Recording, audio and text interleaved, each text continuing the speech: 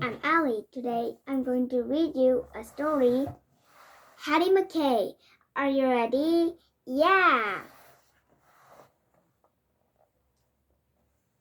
Chapter 1. A shadow arrives.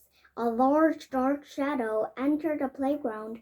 Bruno knew immediately what it was. He knew the shadow belonged to Hattie Mckay. Hattie Mckay was in year 6. She was big, bad, and bossy. She thought she ruled the school. Hattie Mckay always had something to say, and it was usually not nice. What are staring at Bruno? You big baby. Shouldn't you be wandering around trying to find the toilet? Bruno put his head down and began to shuffle out of Hattie's way. Hattie stuck her foot out and Bruno fell over. How was your trip? She smirked. Hattie Mckay grabbed the cupcake out of Ming's lunchbox and ate it one bite. I was saving that, cried Ming. Yeah, saving it for me, said Hattie. Hey, Heaney, has anyone ever told you that you had like a zucchini?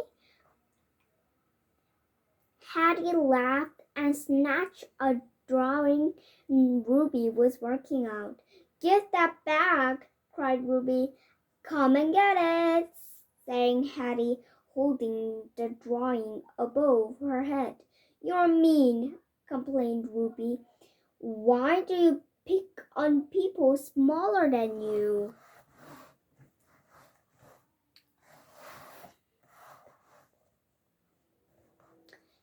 Hattie stopped, tilted her head to one side and shrugged.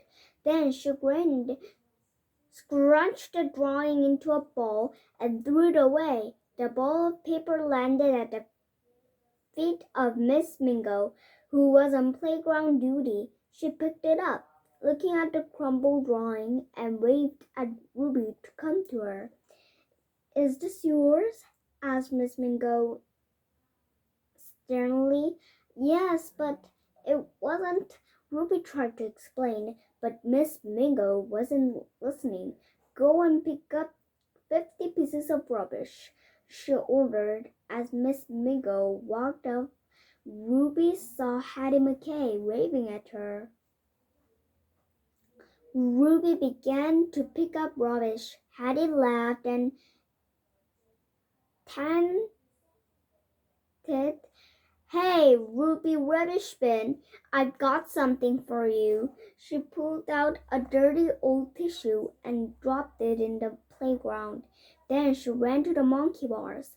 Out of my way, you baby baboons, barked Hattie, shoving Brooke and Beatrice aside. Let me show you how to really use these things.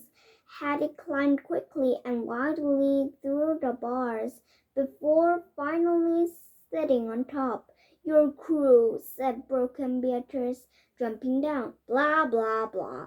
You're winging jealous, said Hattie, satisfied with her work.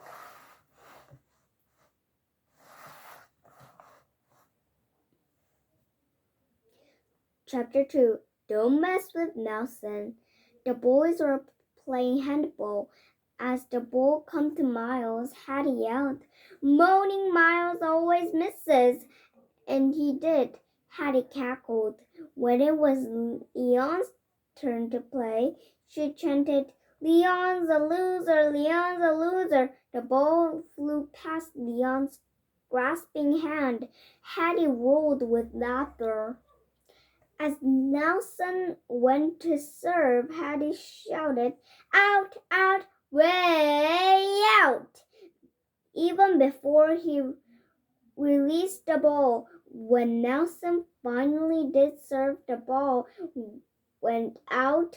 Nelson was so angry that he hurled the ball hard at the ground. It bounced high and flew right into Hattie's hands.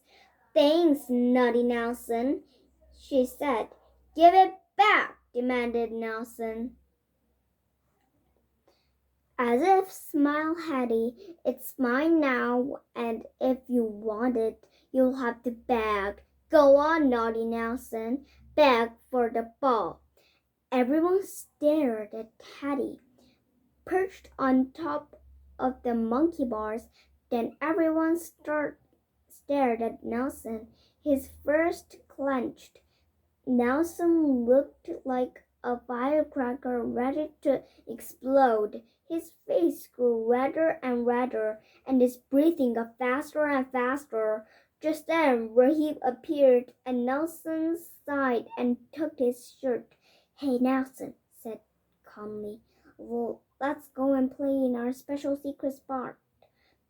Nelson looked at Rahib like he was talking another language. Rahib just raised an eyebrow. Then Nelson nodded and smiled. Oh yeah, he replied. Let's go to our super cool special secret spot. What are they talking about? Miles, Leon, and Bruno thought Nelson and Rahib had gone crazy. They'd never heard of a super cool special secret spot, but as Nelson and Rahib walked past them with raised eyebrows and smiles, Miles said, yeah, let's go too. As everyone headed off, the girls joined in. You can have the monkey bars, Hattie, said Ruby. You can have them all to yourself. Yeah, chimed Brooke and Beatrice. Maybe you can pick on yourself for a change, said Henny.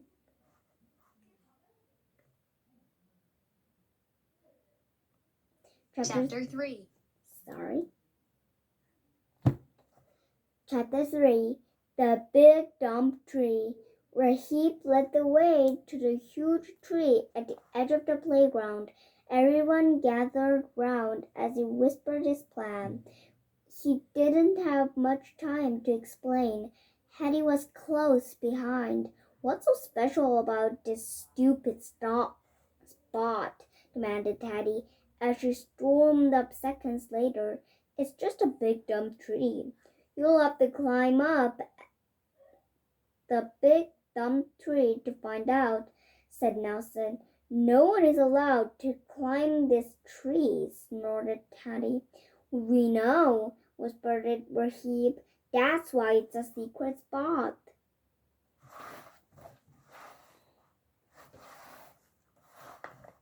A tree could be a secret spot?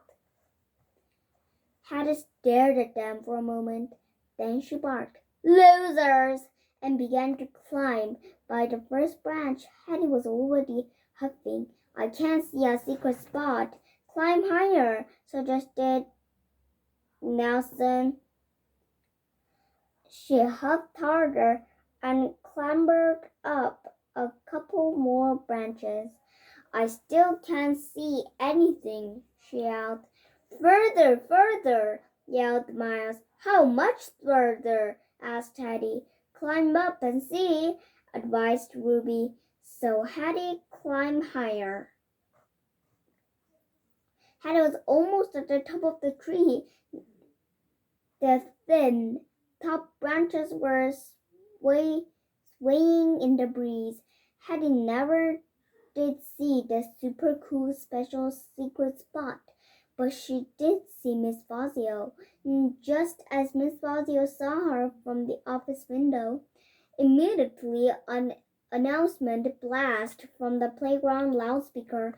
Hattie Mckay, get down from the tree at once, roared Miss Fazio. You know that climbing tree is not allowed.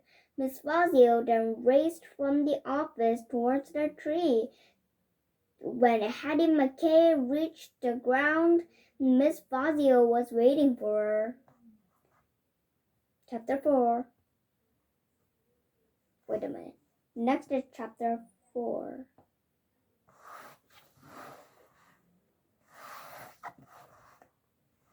Chapter 4.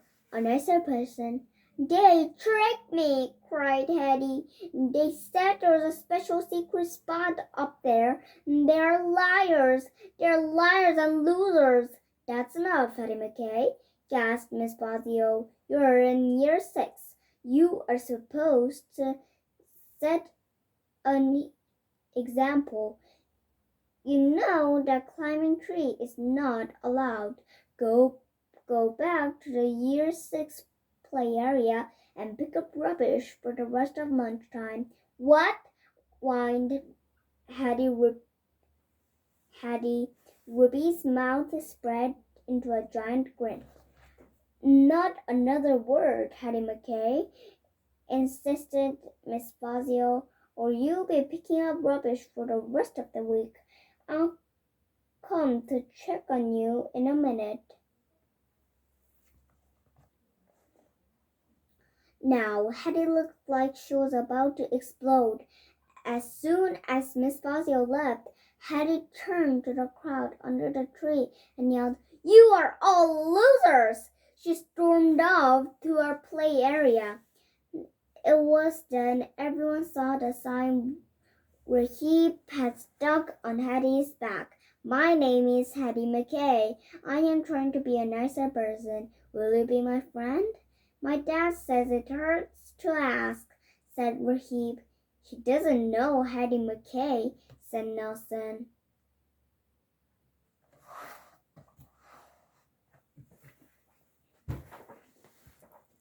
Dad.